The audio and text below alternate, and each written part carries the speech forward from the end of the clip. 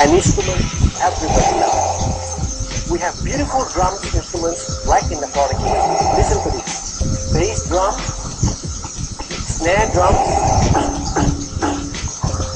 crash cymbal, hi-hat when it is closed, and when it is open, a crash cymbal, and small drum called tom-toms.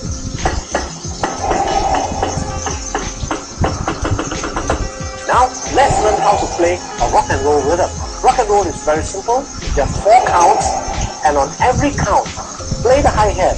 1, 2, 3, 4. 1, 2, 3, 4.